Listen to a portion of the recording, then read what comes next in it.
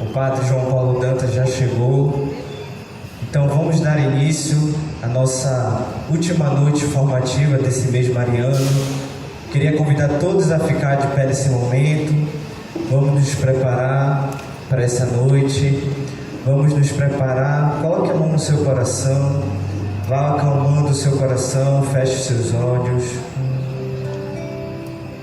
Vá pedindo a força do Espírito Santo, a iluminação do Espírito Santo sobre você neste momento, sobre todos nós.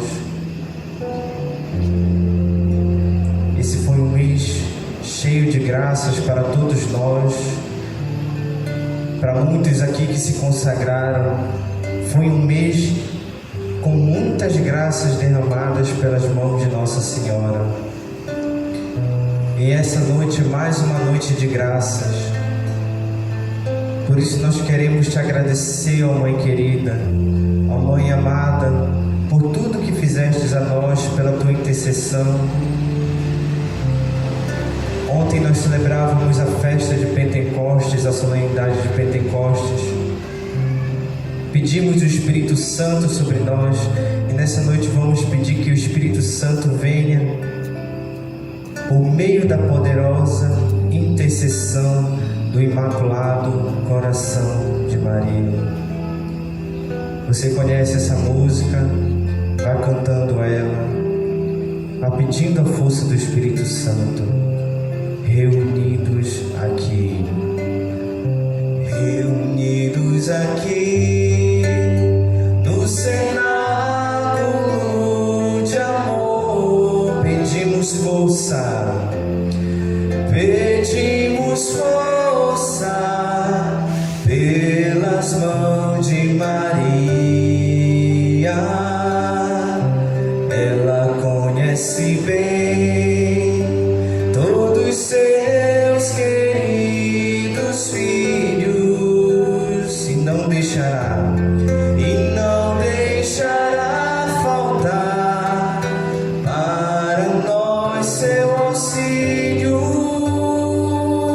Vinde Espírito Santo, vinde Espírito Santo, vinde por meio da poderosa intercessão do Imaculado Coração de Maria, vossa amadíssima esposa. Vinde Espírito Santo, vinde por meio da poderosa intercessão do Imaculado Coração de Maria, vossa amadíssima esposa. Sim, Espírito Santo de Deus, nós pedimos que venha sobre nós, vem nos iluminar neste momento, Espírito Santo. Vem sobre nós, Espírito Santo. Rezemos juntos a oração do Espírito Santo. Vinde, Espírito Santo, enchei os corações dos vossos fiéis e acendei neles o fogo do vosso amor. Enviai o vosso Espírito e tudo será criado e renovareis a face da terra. Oremos, ó Deus, que instruíste os corações dos vossos fiéis com a luz do Espírito Santo. Fazei que apreciemos retamente todas as coisas, segundo o mesmo Espírito, e gozemos sempre da sua consolação. Por Cristo Senhor nosso. Amém. Cantemos novamente, reunidos aqui. Reunidos aqui no cenáculo de amor, pedimos força e pedimos força pelas mãos de Maria. Ela conhece bem todos seus queridos filhos e não deixará faltar, e não deixará faltar para nós seu auxílio. Ergue tua voz e canta: vinde Espírito Santo, vinde Espírito Santo, vinde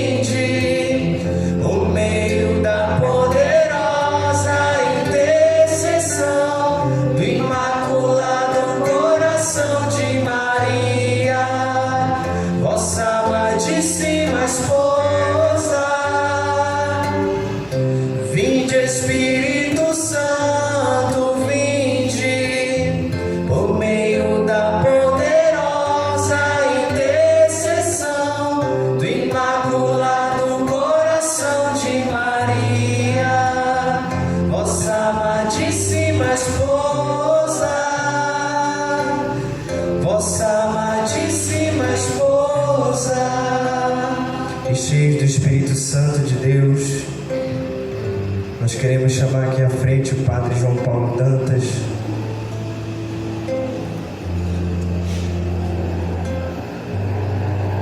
Repletos do Espírito Santo, te convido a impor mãos sobre esse sacerdote.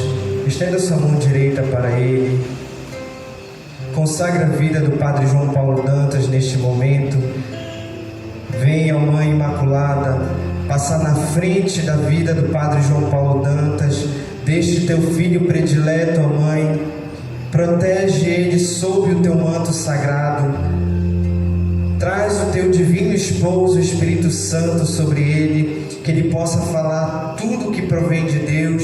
Ilumina o coração deste sacerdote, inflama o coração com fogo abrasador, que todas as palavras que saiam da boca dele sejam para a nossa santificação e gerem em nós frutos de conversão no caminho de perfeição. Rezemos esta Ave Maria consagrando a vida do Padre João Paulo. Ave Maria, cheia de graça, o Senhor é convosco. Bendita sois vós entre as mulheres, e bendito é o fruto do vosso ventre, Jesus.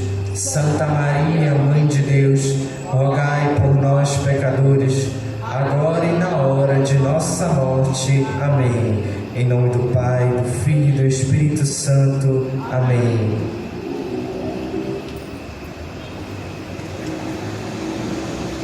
Bom, boa noite para todos. Nos foi pedido para falar hoje à noite, como vocês viram lá no programa, né? Sobre os dogmas de Nossa Senhora. Então vou tentar, ao longo de mais ou menos 1 hora e pouquinho, nós vamos tentar apresentar o fundamental, né? Porque imagina, nós temos 4 dogmas. Então essa é a primeira informação, tem 4 dogmas sobre Nossa Senhora. Como é que eu vou falar muito profundamente os 4 ao longo de uma noite, né? Então já fica a sugestão para o ano que vem, né? Vocês podem aprofundar ao longo do mês mariano, a cada semana, um dogma. Então, primeira semana, dogma a maternidade divina. Segunda semana, a virgindade de Nossa Senhora. Terceira semana, a Imaculada Conceição. Quarta semana, a Assunção de Maria. Aí se tiver uma quinta semana, né, se calhar lá no dia que vocês escolherem, aí vocês fazem uma mesa redonda, né, para tirar as dúvidas, né, dos 4 dogmas. Mas bem, é um tema muito bonito. Então eu vou tentar no início primeiro explicar o que é um dogma, muito brevemente, porque a gente às vezes usa a palavra sem saber exatamente o que ela significa. Então, na igreja antiga, a palavra dogma era sinônimo de fé. Então, a nossa fé, ela é baseada em certas verdades que são como colunas vertebrais, como pilares sobre o qual tudo se edifica. E os dogmas, eles são justamente verdades fundamentais da nossa fé, que são como pilares sólidos, importantes, que são tão importantes que a gente não discute, ó, vamos tirar essa pilastra daqui, botar para lá, esse pilar e colocar para lá, não, que vai cair o teto. Então é algo sólido, importante, que faz parte da estrutura da nossa fé e que pela sua importância a gente sequer discute se um dogma fica aqui ou se sai, se volta aqui ou lá. Não, aquela solidez do dogma parte da estrutura, né? Vocês estão construindo aqui uma igreja. Então existem pontos, digamos, dessa edificação que são fundamentais. Se a gente perder eles, imagine se eu resolver tirar uma pilastra dessa aqui, uma sustentação dessa, provavelmente na primeira chuva arreia o teto aqui, né? Então, um dogma é uma verdade fundamental, essencial da nossa fé católica, né? E a gente não discute se é verdade ou se não é verdade. A gente busca entender melhor. Então a nossa questão como católicos não é se é verdade, se não é. É verdade, mas a gente quer entender melhor. Queremos aprofundar essa verdade, tá? Então isso, vamos dizer de modo muito simples, é o que significa dogma. É claro que os dogmas, quem é que proclama um dogma? É o magistério supremo da igreja, ou seja, é o Papa ou o Papa junto com os bispos, numa reunião solene do Colégio dos Bispos, que a gente chama de concílio. Um concílio, o último concílio, tem gente aqui que deve lembrar da época, né? O último concílio foi o Concílio Vaticano II, que foi celebrado de 62 a 65. Mas a Igreja Católica, ela já teve mais de 20 concílios ao longo da história. E a gente sabe que nós tivemos centenas de papas. Então a gente tem uma longa história, graças a Deus. Nós não somos uma igreja nascida numa garagem, num canto perdido da cidade. Nós somos a igreja que Cristo fundou. A igreja que Cristo fundou, aquele Cristo que nasceu da Virgem Maria, o Cristo que morreu na cruz, o Cristo que ressuscitou. Esse Cristo fundou a igreja e nós fazemos parte dela. Essa igreja ela tem 2000 anos. Então, ao longo desse tempo, desde Pedro até Francisco, foram centenas de papas, 260 e tantos papas, mais de 20 concílios celebrados. E em determinados momentos da história, a igreja precisou dizer que uma verdade crida por ela era essencial. Então a igreja proclamou, através do concílio ou de um papa, uma verdade da fé como dogma, como essencial, dizendo: vejam, prestem atenção, não discutimos mais sobre essa verdade. Essa verdade aqui, ela é revelada, todos devem crer nela, ela é essencial e fundamental para nós. Agora ninguém mais vai discutir se é ou se não é. A gente vai apenas buscar entender melhor, aprofundar aquela verdade. Então, ao falar dos 4 dogmas de Nossa Senhora, nós vamos ver que cada um deles vai ser proclamado em determinado momento da história. Então vamos lá, na ordem. Se alguém for anotar, o primeiro dogma que foi proclamado foi o dogma da maternidade divina, ou seja, Nossa Senhora é reconhecida como Mãe de Deus. Essa é uma verdade bíblica. Todos os dogmas têm um fundamento bíblico, certo? Então é uma verdade bíblica. A igreja sempre creu que Maria era mãe de Jesus e que Jesus é Deus, ou seja, que Maria é a mãe do Deus que se fez homem. Porque ninguém é mãe, claro, se diz, mas como é que ela pode ser mãe de Deus se ela é uma mulher, uma criatura? É claro que ela não é mãe de Deus enquanto Deus, ela é mãe de Deus enquanto Deus quis se fazer homem. Deus quis se fazer homem, quis ter uma mãe, e ele escolheu Maria para ser a mãe dele encarnado, é claro. Só que eu não posso dizer assim, Maria é a mãe da humanidade de Jesus. Por quê? Porque ninguém é mãe de uma coisa. Você é mãe do quê? De uma pessoa.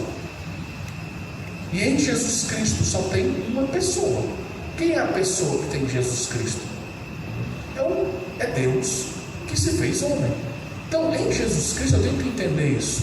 Nós temos o Filho de Deus, Deus Filho, que se fez homem. A natureza humana dele não é outra pessoa. Jesus Cristo não são duas pessoas, Jesus homem e o Jesus Deus andando de braços dados. Não, ele é Deus que se fez homem, uma pessoa. E quem é essa pessoa? Deus, que se fez homem. Então Maria é mãe de quem?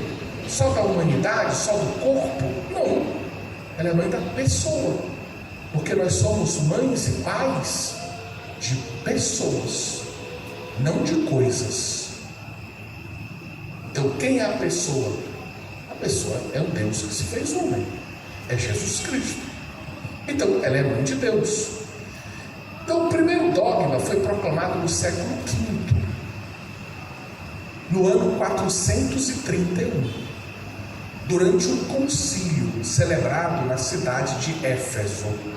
Éfeso, na época, até hoje você pode visitar Éfeso, eu tive a oportunidade de visitar, até hoje você vai lá, você vê que a cidade era imensa. Ainda existe uma parte da cidade com população, mas a parte antiga da época, ela hoje é um grande museu arqueológico. Você visita a biblioteca, visita o teatro, visita o anfiteatro, visita o Ódeo, que era o local que tocava música, visita os templos, as ruas. Você visita a antiga Éfeso, a Éfeso do apóstolo João, porque o apóstolo João, depois que Jesus subiu ao céu, que teve Pentecostes, os apóstolos se espalharam o mundo afora, João foi morar em Éfeso. Inclusive ele levou Nossa Senhora para morar com ele lá em Éfeso.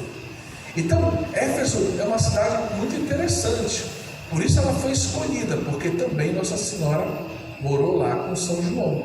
E lá eles fizeram a reunião com os bispos, 5º século, 431, e no final tinha posições diferentes. No final, graças a Deus, eles chegaram à verdade proclamada como dogma, autorizada depois pelo Papa: Nossa Senhora é Mãe de Deus. Se você prestar atenção na Basílica Nossa Senhora de Nazaré, lá naquele triângulo que tem em cima da entrada da Basílica, tem um triângulo assim, e lá tem uma inscrição em mosaico.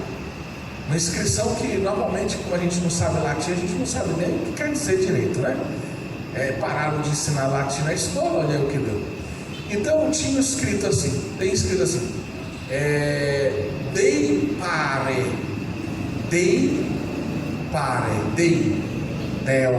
Deus, Dei. Aí dá para intuir que é Deus, né? Pare é um pouco mais difícil, né? Será que é parar? Não.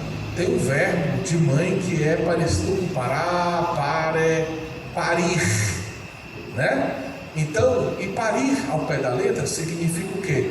Ser mãe, aquela que pariu a gente, né? É a nossa mãe.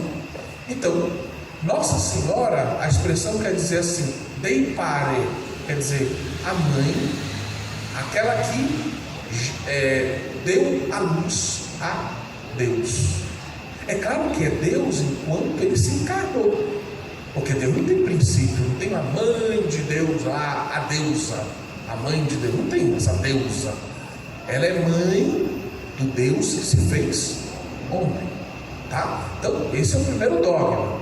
Segundo dogma, foi proclamado no século VII, por volta do ano 649, também numa reunião de bispos, com a autorização do Santo Padre, se proclamou claramente que Nossa Senhora foi virgem, sempre virgem.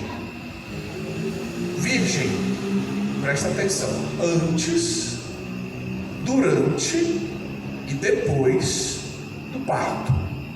Antes, durante e depois do parto, ou seja, sempre virgem. Padre, quer dizer que foi ali que começou a devoção à virgindade de Nossa Senhora? Não. Sabe quando começou a devoção à virgindade de Nossa Senhora? Na época da Bíblia. Porque no Novo Testamento Nossa Senhora já era virgem, já era mãe de Jesus, e virgem e mãe. No século II, início do século II, na verdade, nós temos um padre da igreja chamado Santo Inácio de Antioquia. Para você entender como é que é velha, né? A história é velha. Ele morreu Marte no ano 107. E ele escreveu 7 cartas. Então as cartas dele são dos primeiros anos do segundo século. Pois ele diz, numa das cartas dele, assim: a virgindade, o parto de Nossa Senhora e a morte de Jesus, 3 coisas: a virgindade, o parto e a morte de Jesus, que são mistérios que gritam, que falam alto ao nosso coração, devem ser contemplados, ele diz, no silêncio. Ou seja, a gente deve olhar e adorar. Deus fez maravilhas. Não adianta querer falar tanto sobre a morte de Jesus. A morte de Jesus, Sexta-feira Santa, não é um dia da gente falar tanto, é um dia de silêncio, orante, contemplativo. As palavras faltam. Tudo que a gente possa falar é pobre, é pequeno, é imperfeito. Só que ele fala de 3 coisas: a virgindade, o parto, e na verdade agora una virgindade e parto, virgem, inclusive no parto. E ele diz: isso é um mistério. Mais do que falar disso, a gente tem que contemplar e ver nisso o quê? A mão de Deus. Deus quis fazer um milagre. Então, se a gente acredita que Deus faz milagres, se a gente acredita que Jesus entrou no cenáculo ressuscitado, com as portas fechadas, a gente acredita que o menino pode ter nascido de Nossa Senhora de um modo sobrenatural. Como foi? Como foi, padre? Eu não sei, e te digo com toda a verdade, só quero saber o céu. Aqui nessa terra não estou preocupado em saber disso. Se Jesus quisesse que eu soubesse, para a Bíblia. Não está? Não preciso saber. Isso é um mistério do amor de Deus. O que eu preciso saber é que Nossa Senhora foi virgem antes, durante e depois do parto. Bom, 649, sétimo século, né? Terceiro dogma. Olha como demorou tempo, meu Deus. Será que só ali que começou a devoção? Não. Imaculada Conceição. Quando foi, padre? Século XIX. Mas quando exatamente, padre? 1854. Papa Pio IX proclamou o dogma da Imaculada Conceição. Mas foi ali que nasceu a devoção? Não. A igreja sempre reconheceu que Maria era santa. Inclusive os orientais têm um título desde o terceiro século, um título que diz assim, em grego, tá? Olha, aprendendo uma palavra em grego: Panagia. Pan. Joga os pan-americanos, junta todos os países americanos. Pan quer dizer todos, toda. Panagia. O que quer dizer aguia? Não é águia, não. Aguia quer dizer santa. Então, junta agora, toda santa. Ela não é santa pela metade, não é santa só um pedaço da vida dela, como Santo Agostinho, que foi pecador, aí depois ficou santo. Santo um pedaço da vida dele, o outro não era santo. E a senhora, eu também, né, que a gente está tentando ser santo, mas a gente já cometeu nosso pecado, então a gente não era santo, agora está tentando ser santo, amanhã quem sabe vamos ser santo. A gente não é todo santo.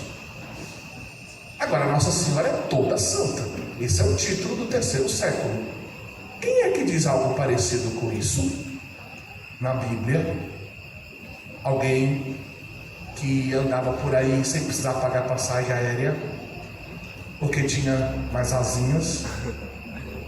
O anjo Gabriel, exatamente. O anjo Gabriel disse o que para Nossa Senhora? Logo na saudação inicial: cheia de graça. O que quer dizer cheia de graça?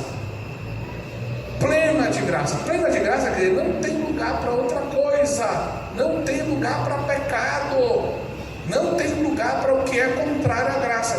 Qual é o nosso problema? O nosso problema é que a gente fica entre a graça e o pecado. Pecado e graça. É Deus derramando a graça, a gente pecando. Aí peca, aí perdoa e graça. Graça, pecado, pecado, graça, graça, pecado. Então a nossa vida é quase um forró entre graça e pecado. Livrai-nos Deus disso. Né? A gente tem que tomar a decisão pela santidade.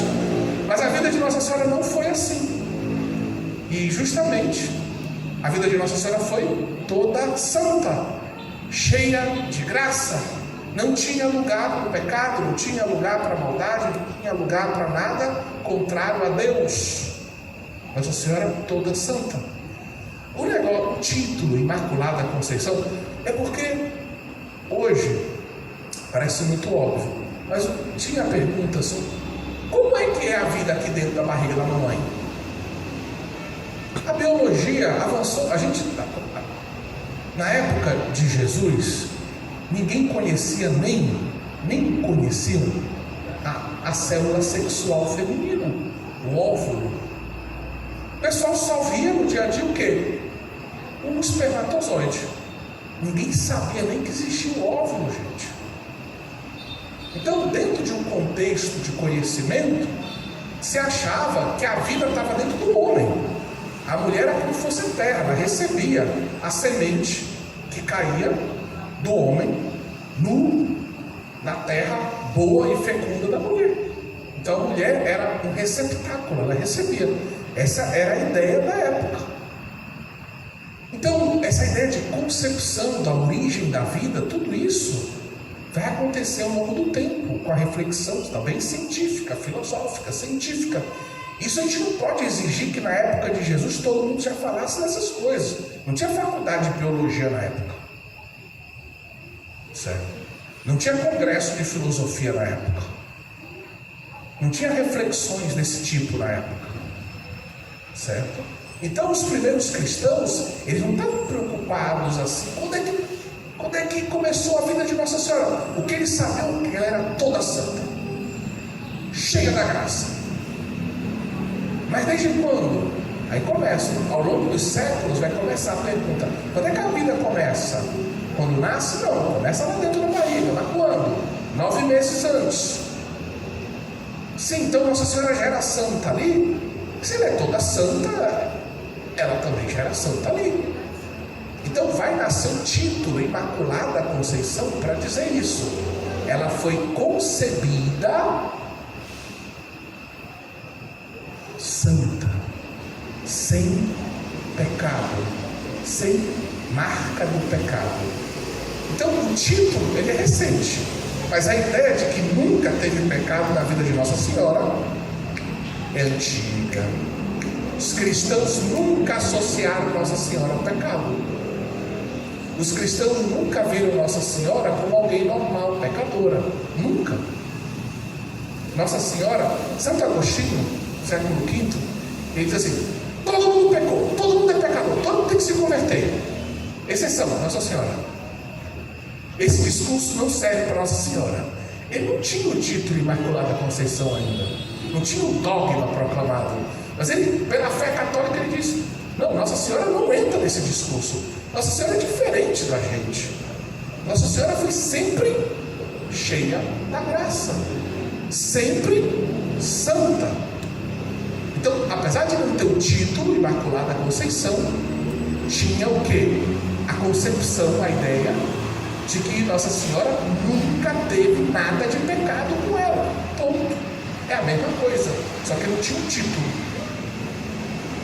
Quarto dogma: Assunção de Nossa Senhora ao céu. Quando foi? Assunção ou dogma? Assunção, bom, a gente não sabe a data exata, né? Mas foi lá no primeiro século. O dogma, 1950. Não vou perguntar quem já estava nascido nessa época, tá? Em 1950, foi proclamado o dogma da Assunção. O dogma da Assunção diz o quê? Que no final da vida de Nossa Senhora foi, por um privilégio divino, elevada ao céu de corpo e de alma. Ou seja, que ela está no céu de corpo e alma. É um privilégio, um caso diferente de todos nós. Por quê?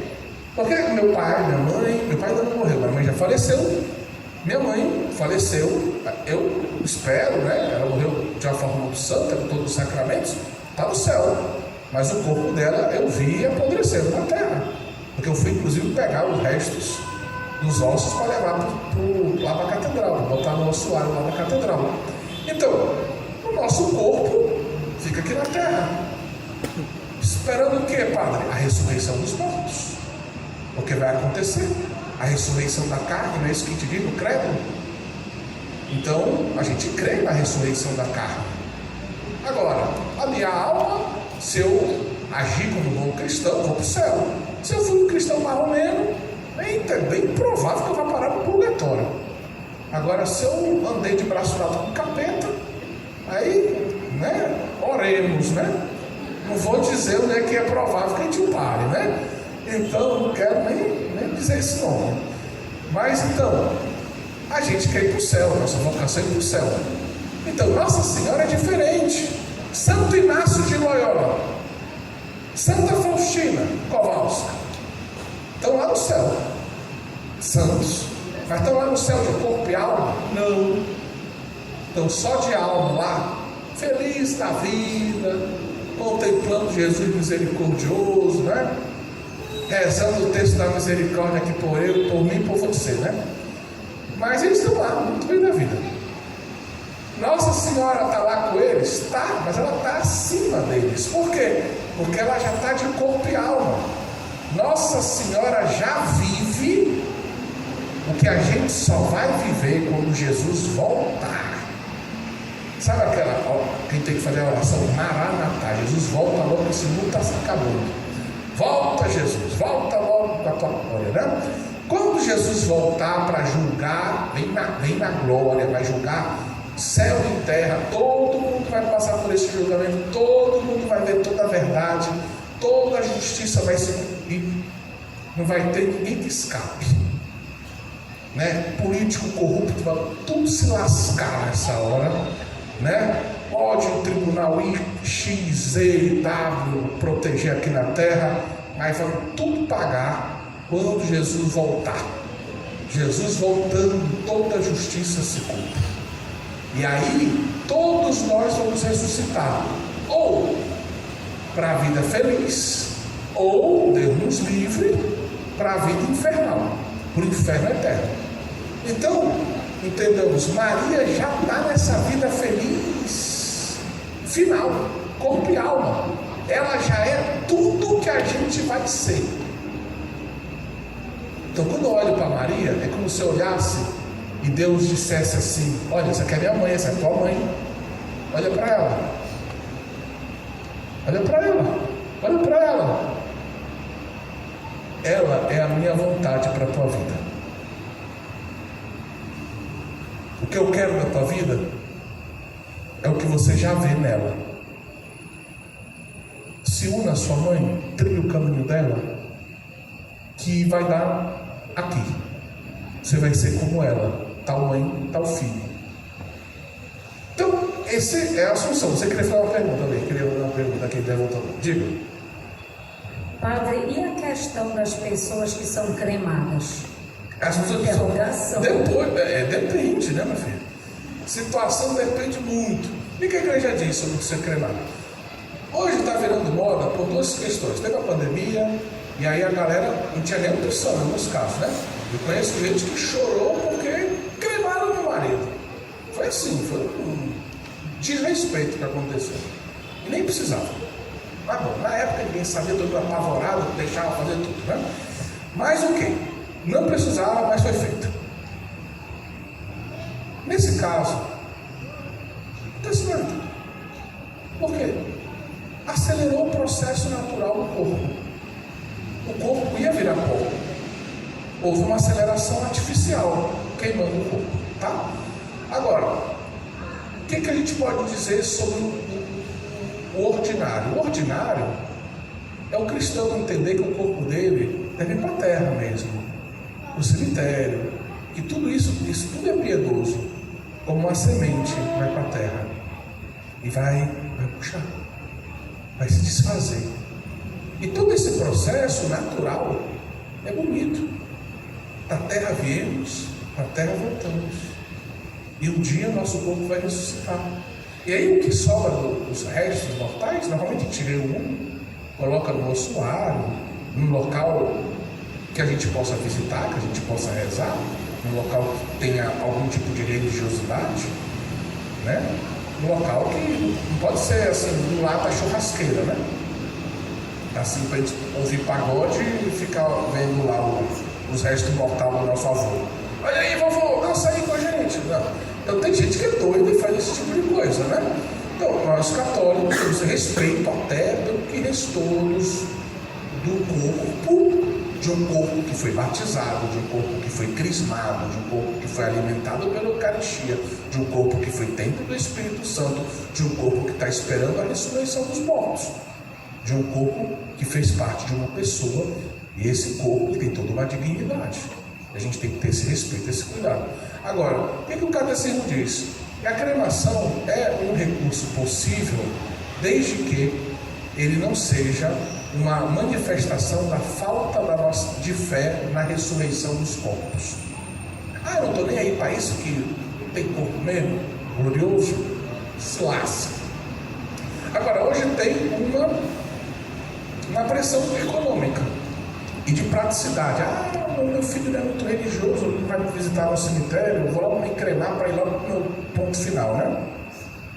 E também sai mais barato. Aí o pessoal pensa só no bolso e não pensa na fé. Como o bolso é um dos últimos pontos do homem que se converte, né? Então é bem capaz de ter gente aqui que se faz cremar só para não gastar R$200 a mais. Mas por que pede para ser cremado? Porque a pessoa quer praticidade, normalmente. Mas se a gente fizer catequese sobre a importância do nosso corpo ir para a terra, aí a gente muda de ideia, né? Bem, mas o assunto não é crematório, né? Que Nossa Senhora não passou por crematório, graças a Deus, ela está lá no céu de corpo e alma, e a gente deixa os crematórios aí para quem precisa, né? Então, os 4 dogmas são esses aí. Agora eu queria iluminar a inteligência dos dogmas, tá? São 4 dogmas. 2 deles estão muito unidos. Tanto que a gente normalmente, quando invoca a Nossa Senhora, a gente normalmente usa os 2, né? Mãe e Virgem. A gente diz logo assim: Virgem Maria, Mãe de Jesus. Virgem, hoje estamos celebrando a memória obrigatória, né? Instituída pelo Papa Francisco. Virgem Maria, Nossa Senhora, Mãe da Igreja. Então a gente usa muito Virgem e Mãe. E esses 2 dogmas, na verdade, são muito unidos. Por que eu digo que são muito unidos? Presta atenção. Porque é grandioso ser mãe de Deus, né? É grandioso. Poxa, todas as israelitas, as jovens israelitas, esperavam essa ideia, né? Poxa, quem vai ser a mãe do Messias? Quem vai ser a mãe do Salvador? Poxa, estava morrendo por outro. Será que vai ser ela? Será que vai ser eu? Será que vai ser não sei o quê? Né? Se imaginava, inclusive Israel na época, que a mãe do Messias certamente essa mulher, não qualquer, né? Uma mulher especial, uma mulher virtuosa, uma mulher bem religiosa, uma mulher, entre aspas, santa. Mãe do Messias, do Salvador, né? Mas entendam que o Messias Salvador não era entendido por Israel como Deus que se fez homem. Então, Nossa Senhora vai ser a mãe do Salvador, do Messias, que é mais do que aquilo que se esperava. Ele não era só um rei, ele não era só um profeta, ele não era só um sacerdote, ele era tudo isso, mas muito mais. Ele era o próprio Deus que se fez homem. Então, entendam, as coisas ligadas a Deus eram todas santas em Israel. Tudo tudo que era dedicado a Deus, o culto, era santo, era puro, era chamado, inclusive com esse termo, em plural. Deus santo quer dizer Kadosh. Kadosh é santo. E as coisas que pertencem a Deus, que tocam o culto de Deus, que estão a serviço da liturgia de Deus, eram chamadas de Kedushim. Kadosh, Kedushim. Kedushim. Esse im, no final, é o plural do hebraico. Eram as coisas santas que pertencem ao santo. Porque só coisas santas podem ter contato com o santo. Agora tu imagina, é a mãe de Deus, que Deus é o Kadosh. Então, essa mãe tem que ser o quê? Cara, se a arca da aliança, que era um pedaço de madeira, revestido com lâminas de ouro, madeira de acácia nobre, revestido com lâminas de ouro, que é um metal nobre, mas era madeira e metal. Tinha que ser santo. Se alguém tocasse impuro naquele negócio, morria. Só o sacerdote puro que podia tocar naquele negócio, porque era puro, era santo. Agora tu imagina aquela que vai carregar no ventre, na sua carne, no ventre, o menino por 9 meses. Aquela que a gente pode chamar a arca da nova aliança. Não ia ficar no ventre dela as tábuas aonde Deus escreveu, que já é santo, porque Deus escreveu nas tábuas da lei, o decálogo. Quem ia ficar no ventre dela era o próprio Deus que escreveu as tábuas da lei. Não eram as tábuas escritas por Deus, mas é o Deus que escreveu as tábuas. Então é claro que ela tinha que ser santa. A mãe de Deus, a mãe. E aí, o que é a virgindade? Entendamos. A virgindade tem um duplo significado aqui. A virgindade diz o seguinte: primeiro, a virgindade diz, foi um milagre. O menino que nasceu não é filho de José. O menino que nasceu não é filho. João, no prólogo de São João diz assim: não é filho da carne, não é filho do sangue, não é filho do homem. Ele é filho de Deus. Então o menino que nasceu dela não nasceu naturalmente. Ele não tem um pai biológico. Ele tem só um pai, Deus. A virgindade de Nossa Senhora é o selo de que a obra é de Deus. Quem fez tudo foi Deus. A virgindade de Nossa Senhora diz: não foi ela que tomou a iniciativa, foi procurar o marido. Não foi um homem que tomou a iniciativa, foi Deus que a escolheu, tomou a iniciativa e, com o sim dela, com a permissão dela, gerou pelo Espírito no ventre dela o Verbo encarnado. Então a virgindade de Nossa Senhora diz um milagre. E por que muita gente desconfia da virgindade? Não? Tem duas coisas na vida de Jesus que muita gente, tem 3, né? Mas eu vou botar essas duas, uma no início, uma no final, depois tem uma no meio, tá? 2 coisas da vida de Jesus que muita gente desconfia, que muita gente duvida. Por que duvida, padre? Porque primeiro a gente vive uma crise de fé, o secularismo. E aí existe uma visão de Deus maçônica, uma visão de Deus assim, que não converge com a visão de judaico-cristã, dos judeus e dos cristãos, que diz assim: Deus, ele não intervém no mundo, Deus fica lá no céu, mas Deus não faz milagre aqui na terra. Aqui na terra quem tem que fazer as coisas somos nós. Aqui é batalha pra gente. Deus fica só olhando lá no céu, Deus não age na terra. Isso é um pensamento maçônico. A maçonaria usa aqueles sinais de compasso, de régua, de não sei o quê. Deus é o arquiteto do universo. Ele projetou tudo, ele colocou tudo em funcionamento, e ele não intervém nos processos que ele mesmo colocou em funcionamento aqui na Terra. Deus não faz milagres. Então, primeira coisa que se levanta contra: nasceu de uma virgem? Muita gente duvida disso.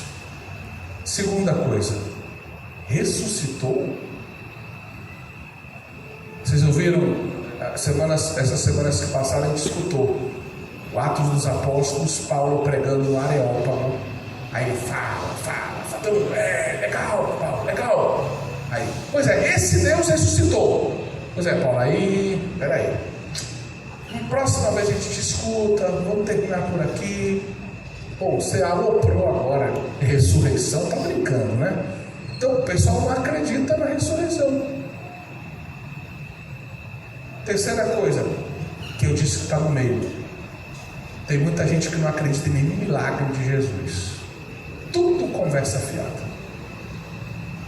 A gente pega e vê até comentário de missa, cara. Eu bato na cabeça e digo, pelo amor de Deus, vamos rasgar esse comentário hoje. Multiplicação dos pães e dos peixes. Aí o pessoal, comentário: um gesto de solidariedade, todo mundo trouxe o seu pão, o seu peixe, botou em comum e deu para todo mundo comer. Foi um gesto de solidariedade, de partilha do pão e do peixe. Onde é que o cara leu isso? O Evangelho não diz isso. O Evangelho diz que Jesus tinha 5 pães, 2 peixinhos. Ele olhou para o céu, rezou, abençoou e multiplicou. Foi nada que estava todo mundo com os peixes no pão no bolso, e aí foi passando a sacolinha e taca peixe, taca pão, aí junta, vamos lá, tá tudo aqui, todo mundo se serve. Foi mutirão não, meu povo. Foi milagre, foi multiplicação. Foi um milagre que Jesus fez. O povo não quer falar mais de milagre. Aí não tem fé. Então, as oposições que existem à virgindade de Maria, as oposições que existem à ressurreição de Jesus, as oposições que existem aos milagres de Jesus, são sinais da falta de fé. Nós vivemos um tempo de crise de fé, não se luta. Se você tem fé, agradeça a Deus por isso. Nós vivemos uma grande crise de fé que está em todos os campos. Padres têm crise de fé, bispos têm crise de fé, leigos têm crise de fé. Nós vemos crise de fé por todo lado. E nós não podemos sucumbir a essa crise de fé. Se nós temos fé, devemos agradecer muito a Deus, nunca nos sentir melhores do que ninguém, mas humildemente viver a nossa fé como Maria viveu. Mas nós devemos, como um fogo, levar esse fogo aos irmãos, incendiar a nossa casa, incendiar a vida dos nossos irmãos, dos nossos amigos, com a fé que nos foi dado. Jesus, ele pergunta certa vez: quando o Filho do Homem voltar, encontrará fé sobre esta terra?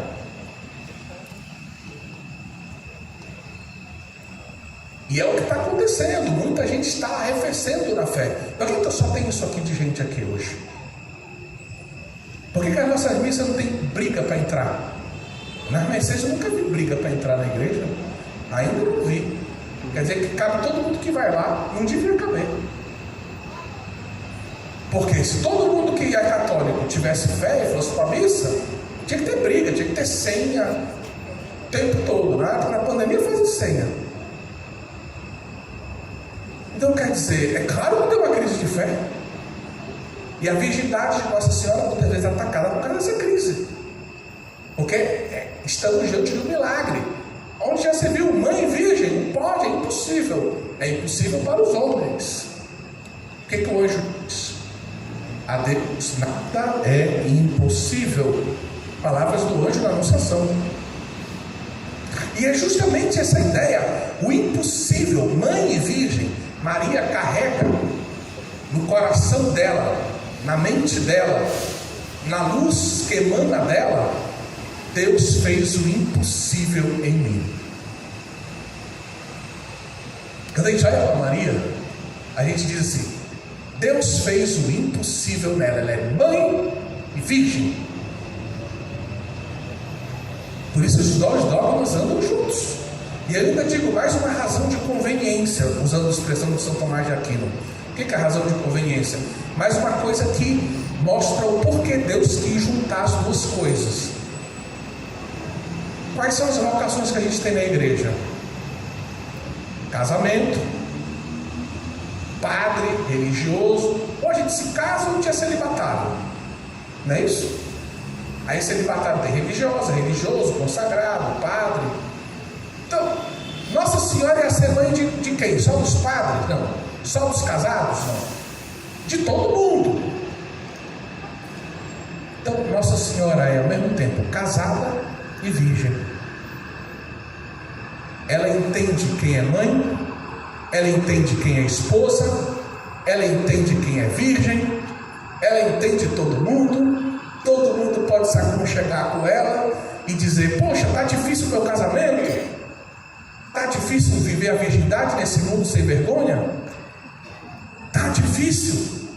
Mãezinha, ela entende a gente, ela é mãe dos virgens, ela é mãe dos casados, ela é mãe das mães, ela é mãe dos padres. Isso é muito lindo, meu povo. Mãe e virgem, Deus fez nela o impossível. Aquilo que normalmente uma mulher tem que escolher: você vai ser mãe ou você vai ser virgem. É claro que no fundo hoje, como cristãos, a gente sabe que as mulheres virgens podem ser mãe também. De que forma? Mãe espiritual. E que mulheres casadas podem ter um coração virginal, um coração consagrado a Deus. E aí é o segundo significado da virgindade. A virgindade significa a pertença total a Deus. Coração virgem significa o meu coração não está dividido. Porque São Paulo, quando ele fala, acho que na segunda carta aos Coríntios, capítulo 7, se eu não me engano, ele fala do celibato, e ele vai falar do celibato do matrimônio. E é normal, gente. Quem se casa fica um pouco dividido. Fica dividido como, padre? Você tem que cuidar das crianças, tem que cuidar do marido, e tem que ir para a missa, e tem que cuidar da pastoral. E aí, a criança está com febre, a pastoral está precisando, você fica um coração ali, um coração aqui, um pé ali, às vezes sofre, chora. É a cruz, faz parte da cruz de quem é casado, meu povo. Assim como faz parte da cruz o padre chegar cansado lá em casa, tem uma panela com nada de comida. Aí o padre olha assim: agora que eu vou fazer um macarrão, eu vou dormir sem comer. Mas parte da cruz. Ora, eu não abracei essa cruz sem saber o que. Eu já sabia que ia ter essa cruz. Eu amo essa cruz. Essa cruz vai me levar para o céu. E a vida do casal também tem isso. Diferente. Então, meu querido, entendo, mãe e virgem. Virgem e mãe. Ela é aquela onde Deus fez o impossível. O coração dela é materno, mas ao mesmo tempo ela vive uma vida toda para Deus. Ninguém roubou o coração de Maria, nem José. José foi guardião de um coração que pertencia todo a Deus. José foi um bom guardião, o homem casto, o homem que cuidou, o homem que protegeu o coração todo de Deus. E aí eu entro também numa passagem bíblica, porque Nossa Senhora faz uma pergunta para o anjo, que diz a virgindade dela. Só que eu não posso explicar tudo em detalhe, porque precisa de outra língua, precisa de grego, precisa de latim, tudo. Não quero matar vocês falando de grego aqui. Mas, não hoje à noite, sabe, outro dia.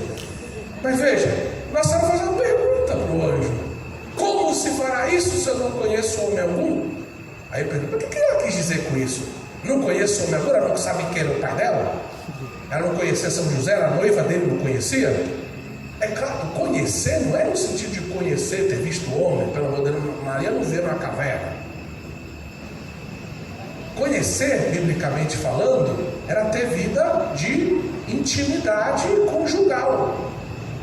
Então a pergunta é nesse sentido. Aí imagina, ela está noiva, aí Deus fala para ela: você vai ter um filho. Se você tivesse noivo e Deus disse que vai ter um filho, tu ia ficar nervoso? Cara, tu querendo se casar. Se casar, naturalmente falando, você vai ter filho, né? Era questão de esperar, só esperar. Mais uns meses eu vou me juntar com José e vai ter um filho. Ora, é o caminho natural das coisas, né? Não? E fica espantado com um negócio desse.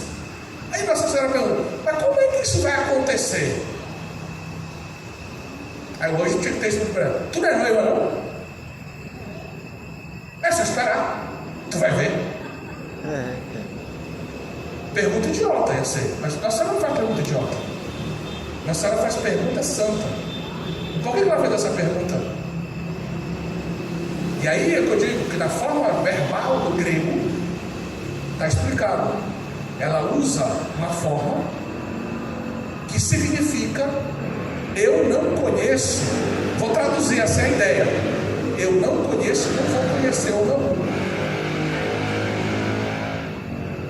É uma forma verbal que significa continuidade no tempo, que não é só agora eu não conheço e amanhã eu posso conhecer. É uma forma que diz assim: eu não conheço e não está no meu plano conhecer homem algum. Por isso que ela pergunta: mas como é que... Entenda que Deus já colocava no coração de Nossa Senhora o desejo da virgindade. E ela era noiva de José, provavelmente eles já tinham conversado sobre isso. Ia ser um casamento diferente. E José aceitou, porque ele era nobre, era justo. Aí tu imagina por que ele ficou surpreso quando ela vem e diz que está grávida. Não, peraí, queria ser virgem, eu aceitei isso, e agora você está grávida, como é que eu explico essa história? E ele entendeu que era de Deus. E por isso que ele pensa: vou me embora daqui, porque aqui tem a mão de Deus, cara. Aqui tem a glória de Deus, eu não tenho lugar para mim nessa história. E aí o anjo vai até ele: não, José, tem um lugar para ti nessa história. Deus pensou em você também. Alguém tem que ser o pai desse menino, ser o rosto do pai para ele. Já imaginou, cara, a santidade disso? Deus Pai escolheu um homem para ser o rosto paterno para o menino Jesus. Cara, aí você vê quanto Deus amava José, o quanto José era querido por Deus, o quanto Deus confiava em José. Era um homem nobre. A gente nunca deve diminuir José, certo? Então, meu querido, Nossa Senhora faz uma pergunta. Quem é isso aí seu? Nossa Senhora faz uma pergunta que indica que ela tem a intenção de permanecer virgem. E aí o anjo responde para ela: não te preocupa, Maria, não vai ser normal a coisa. Quem que vai resolver essa história? Espírito Santo vai vir sobre ti, como uma nuvem, vai te cobrir. E aquele santo que há de nascer de ti vai te chamar, vai ser o filho de Davi, vai sentar no trono de Davi, seu pai, vai ser o santo de Deus. Entenda? Vai ser o Deus que salva. Deus que salva. É o próprio Deus, não é um Messias qualquer. Então, mãe e Deus e virgem são dois títulos que a gente usa muito juntos e que a gente tem que ter mais consciência que não são só duas palavrinhas que a gente combina bonitinho para fazer uma oração, mas são duas verdades grandiosas que dizem que em Maria Deus fez o impossível. Em Maria Deus juntou duas belas vocações, porque o matrimônio é belo, porque a virgindade é bela e porque podemos ser santos numa ou noutra vocação. Então Maria, ela viveu a plenitude da vocação, porque o papel dela era ser mãe, mãe dos virgens, mãe dos casados, mãe de todas as vocações. Terceiro, pensa na criação, Imaculada Conceição, tá? Terceiro dogma. O que é Imaculada Conceição? Vamos pensar um pouquinho. Como é que era o homem antes do pecado? O homem antes do pecado, ele era pecador? Claro que não. O homem foi criado santo. Deus criou o homem bom, sem pecado, sem maldade. Inclusive, o Catecismo da Igreja Católica usa algumas expressões como justiça original ou graça santificante.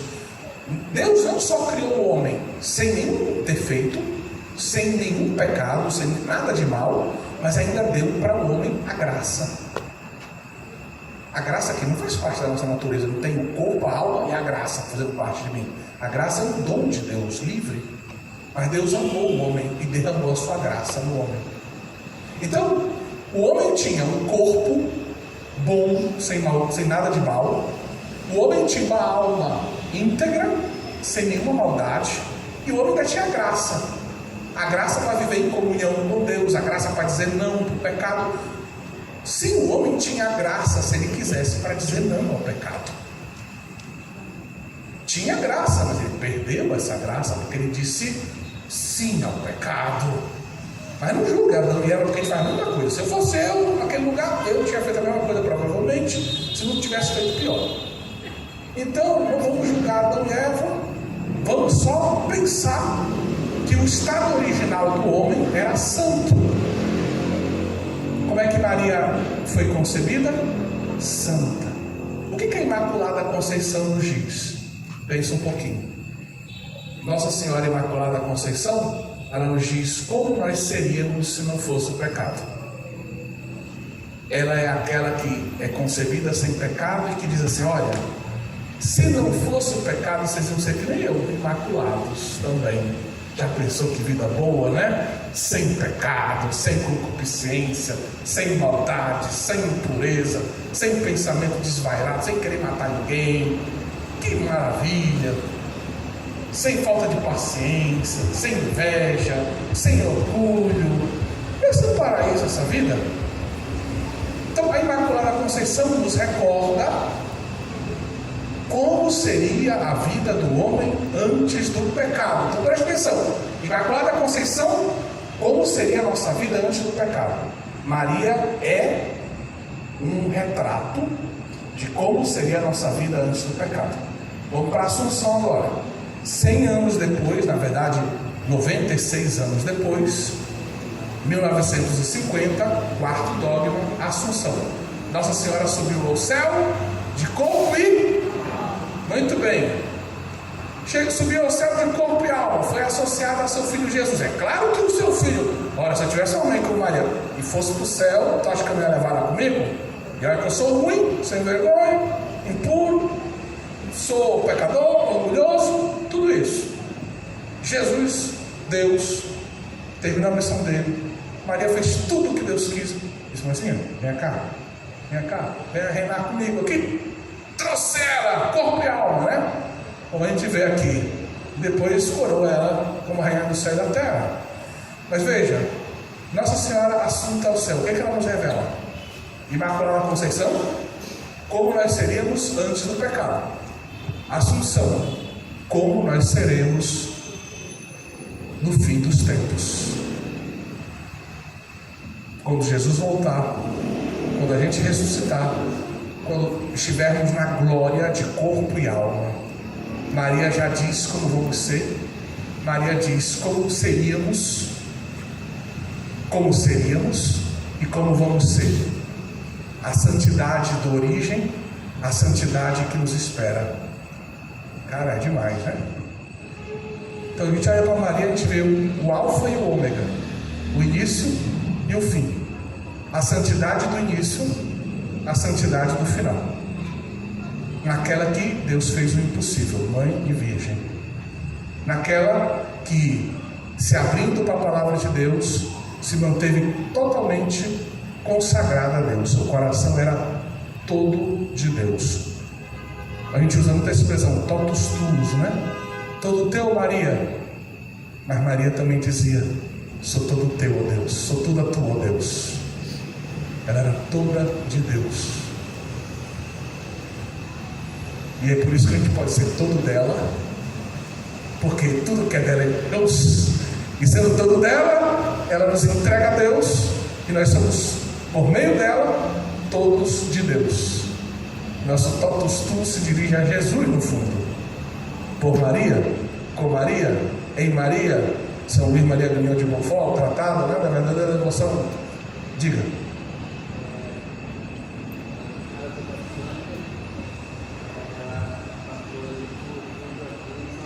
Sim, é um evangelho apócrifo, né?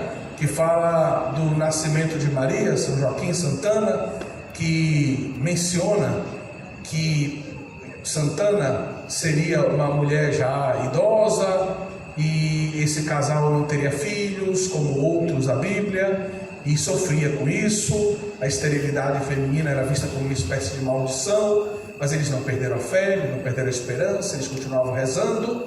E aí acontece um paralelismo um pouco aos evangelhos, uma espécie de intervenção divina. Deus anuncia para eles que eles vão ser pais, e aí Deus age, né, através, milagrosamente, faz com que os dois concebam, né, colaborem no ato da criação, concebam uma meninazinha chamada Maria. E a Virgem Maria, desde pequenina, toda de Deus, toda consagrada a Deus, apresentada no templo, segundo esse mesmo evangelho, ela um dia vai ser aquela jovem que o evangelho de Lucas nos revela e recebe o anúncio de São Gabriel. Então, só que isso não é dado revelado, né? É um evangelho apócrifo.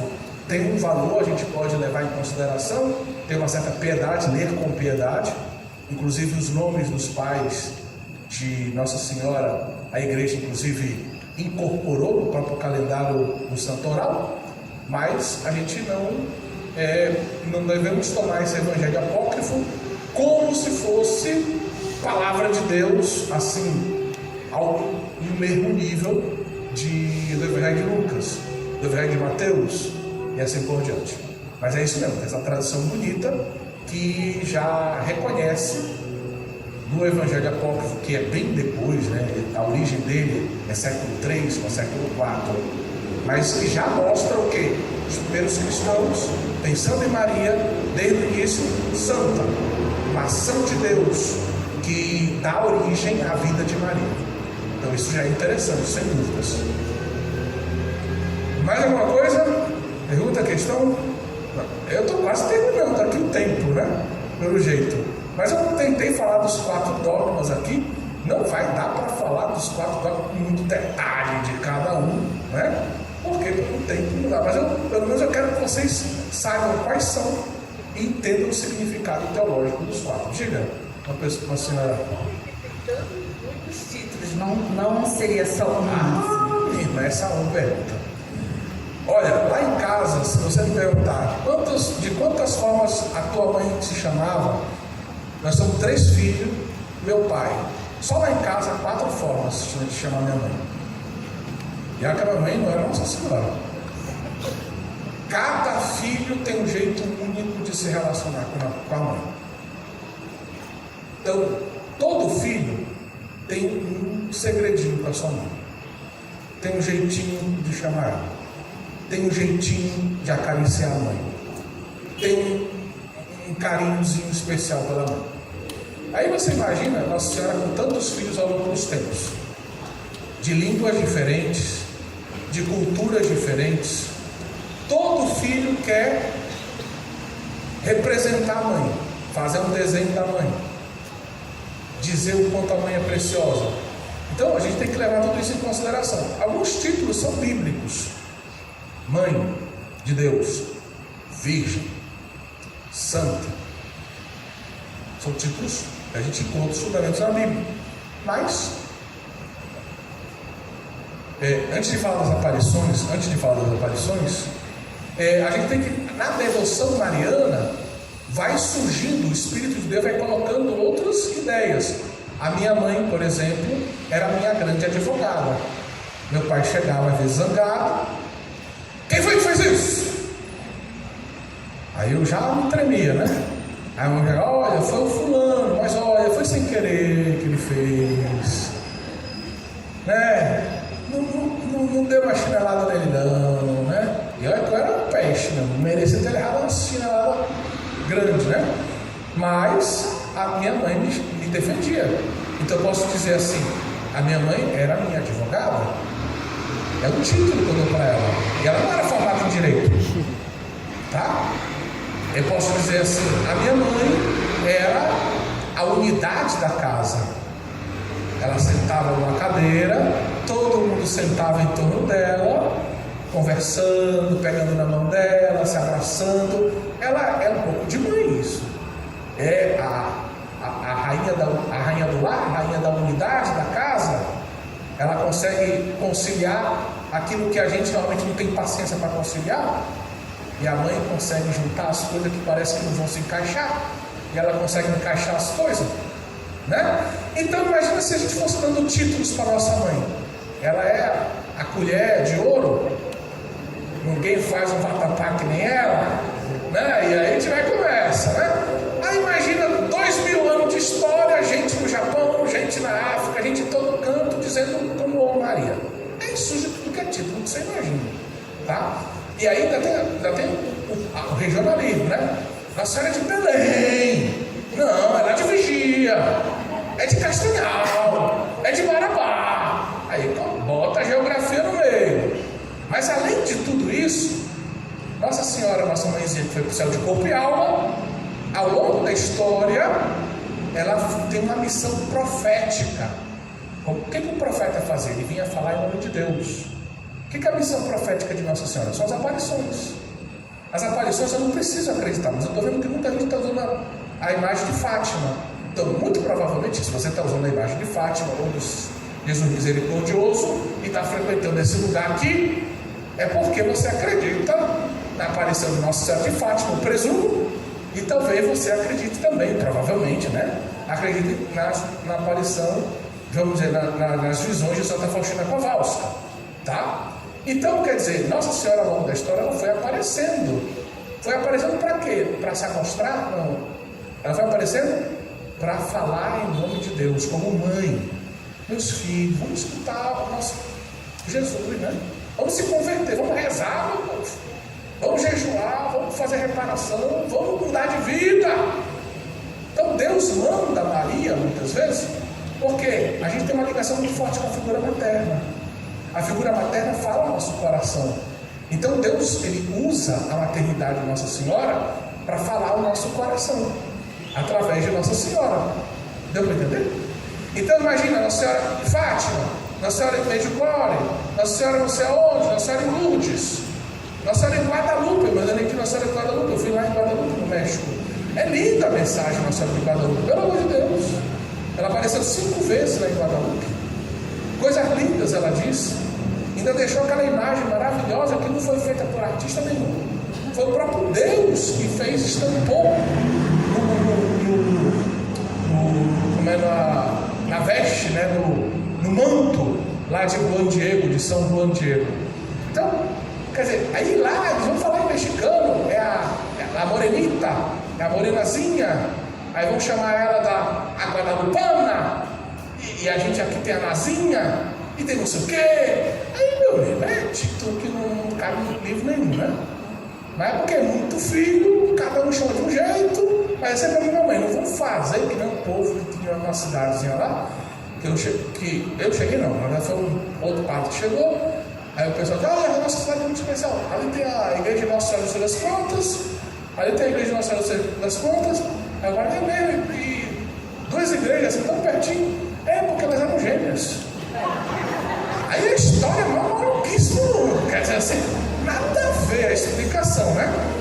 Então, ou então a outra paróquia, né, que fez a procissão, e aí passou na frente de uma segunda paróquia, também dedicada a Nossa Senhora, aí o pessoal colocou assim, Nossa Senhora de Aparecida, saúde a sua prima Nossa Senhora de Fátima. Pelo amor de Deus, rapaz, que prima que nada, né? né? É a mesma Maria. Agora, é claro que você lembra do rosto da sua mãe também em modos diferentes. Talvez você guarde a lembrança, se você já perdeu sua mãe, dessa mãe bem novinha, quem sabe? Ou guarda dela bem velhinha, parecendo um maracujazinho, talvez, ali, deitadinha na cama, quem sabe? Cada um guarda o rostinho da mãe, assim, especial na sua vida. Assim como Nossa Senhora tem muitos rostos, né? Nossa Senhora, quando aparece lá, imagina se Nossa Senhora aparecesse lá, loura de olhos azuis dos índios do México. Que mulher é essa daí? Não é nossa mãe. Ela vai aparecer como? O jeitinho deles. Para ele olhar e dizer: minha mãe, é meu jeito de ser.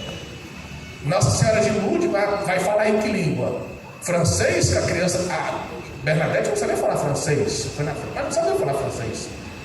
Ela falava um dialetozinho, patuá, como os franceses chamam.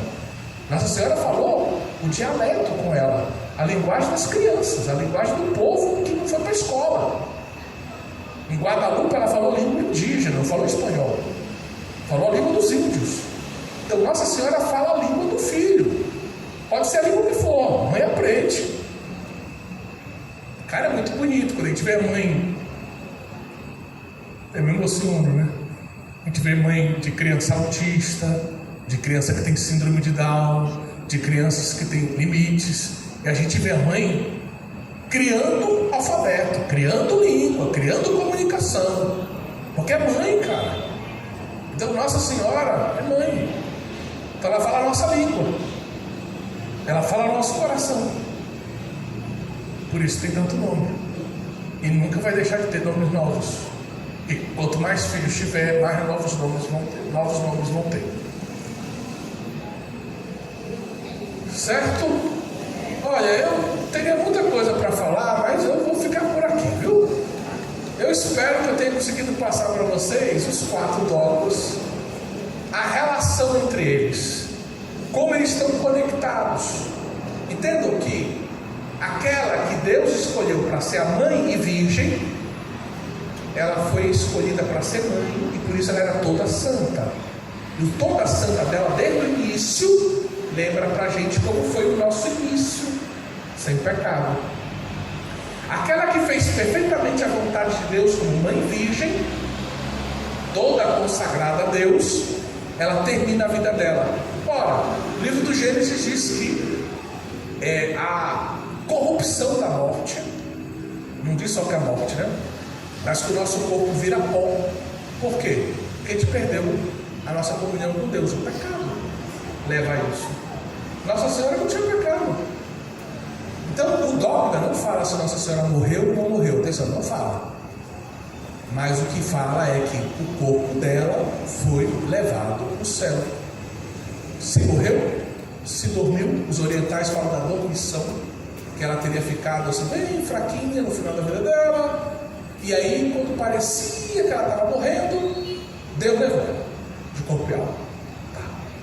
Outros vão dizer, não, ela chegou a morrer como Jesus, mas depois Deus levou ela de corpo e alma.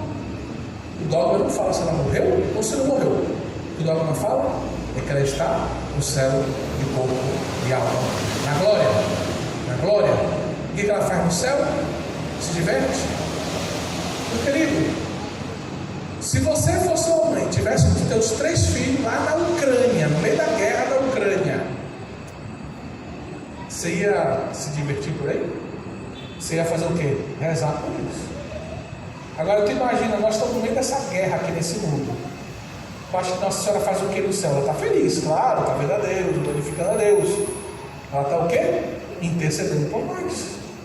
Ela está olhando para os filhos dela aqui nesse vale de lágrimas e dizendo assim: ô Jesus, traz esse aqui também, traz aquela ali, aquele também, traz esse aqui, aquele ali, e aquele outro ali, essa turminha todinha, vamos lá. Ela está pedindo por nós no céu. Nossa Senhora não para de rezar, interceder e rezar. É por isso que ela nos pede para rezar. Ela não pede nada que ela não faça. Ela reza, ela quer que os filhos dela rezem. Bem simples. Deus abençoe a todos. Uma santa noite. Amém. Muito obrigado, Padre João Paulo. Assim, um livro. Você quer aprofundar? Conselho. vai comprar onde? Aí eu começo a ter meus problemas, né? Não é um presente, eu tenho esse aqui. Mas o presente é porque eu ajudei esse livro vir para o Brasil, tá? Então, o meu professor lá em Lugano, professor alemão, muito devoto a Nossa Senhora, chamado Manfred Hauck, ele escreveu um livro traduzido em espanhol, inglês, italiano, em original alemão, que é a Introdução à Mariologia. É a introdução alemã, olha o tamanho da introdução, são 600 e poucas páginas, mas é só introdução. Na Alemanha isso é normal, só que a gente diria que é tratado dogmático de Mariologia, né? Lá é só introdução. Livro grande, que são 4, 5 volumes, né? Para dizer que o livro é sério, né? Mas é uma introdução à Mariologia, tá?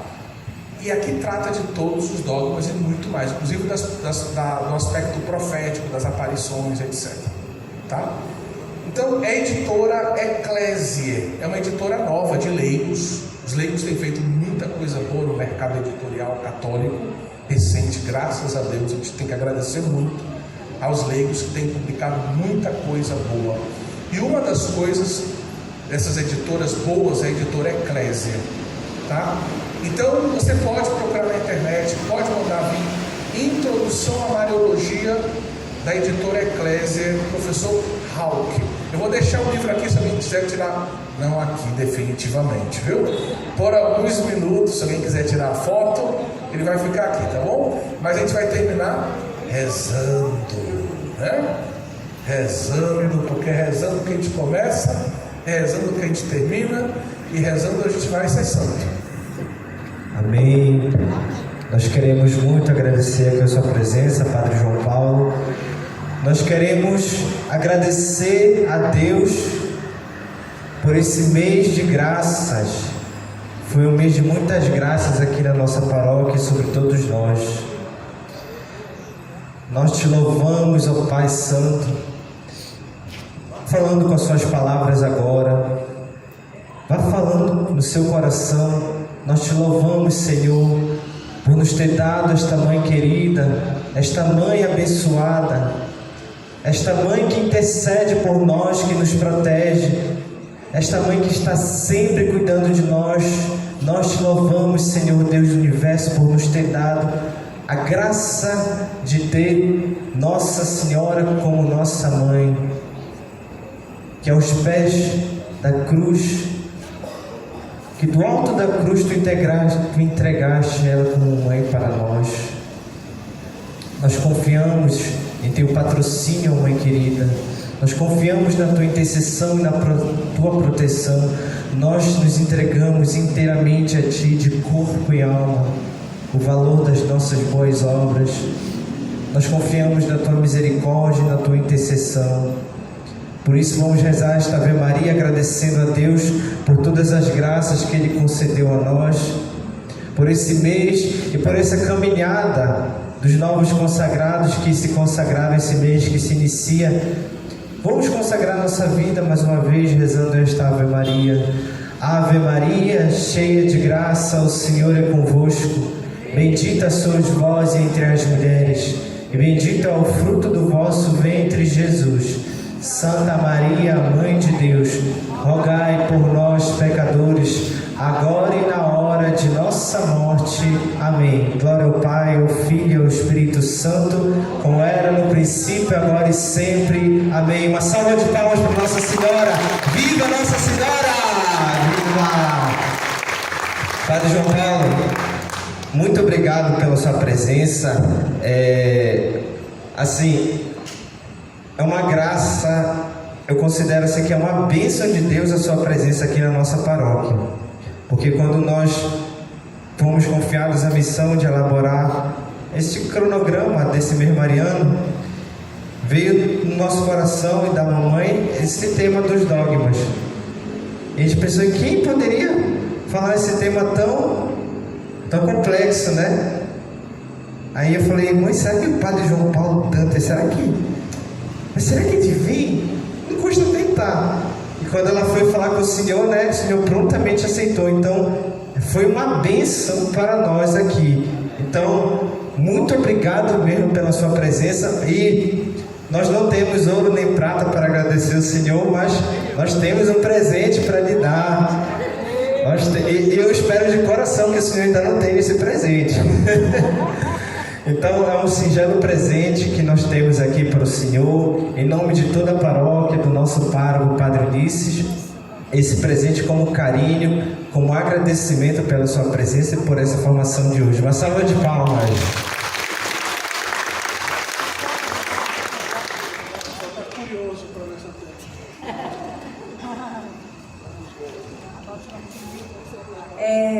O Padre João Paulo Dantas, eu digo que ele é o meu pai lá das Mercês, né, Paulo?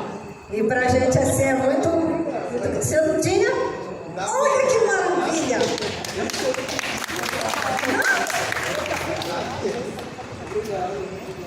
O senhor vai gostar. Então, assim, para nós, a gente está hoje encerrando, né? Para nós foi uma caminhada muito longa, né? Quem começou desde janeiro, final de janeiro, viemos caminhando. E o Padre Ulisses nos deu essa missão. E a gente pensava assim, vamos só formar, mas ele exigiu mais da gente, né?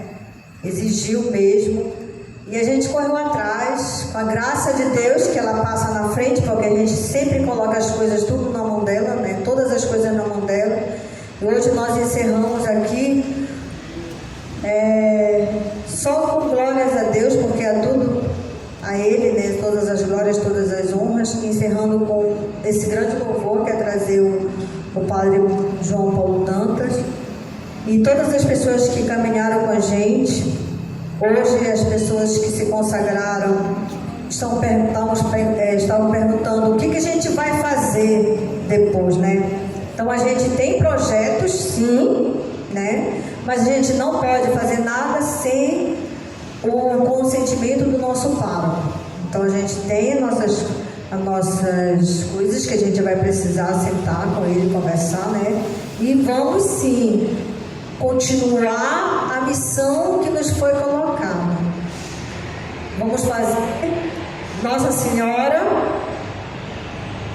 junto com ela, salvar almas, porque essa é a nossa missão, não é só a nossa, mas também de outras pessoas, principalmente aquelas que estão mais necessitadas. Isso a gente aprendeu e a gente vai, com a graça dela e acima de tudo de Deus, fazer a nossa missão. E a gente quer hoje agradecer assim uma turma que foi onde eu falei para a Verônica que elas foram nossa pedra fundamental. São as nossas irmãs de Madre Teresa, por favor, as nossas irmãs de Madre Teresa, por favor. Né? Eu disse quando elas chegaram aqui, né, eu disse, Nossa Senhora trouxe a consagração para cá, que a gente nem esperava. Quantos anos eu queria me consagrar, nunca conseguia. Aí eu disse, mãe, acho que eu não vou ser sua consagradora nunca não, porque é longe, só tem longe.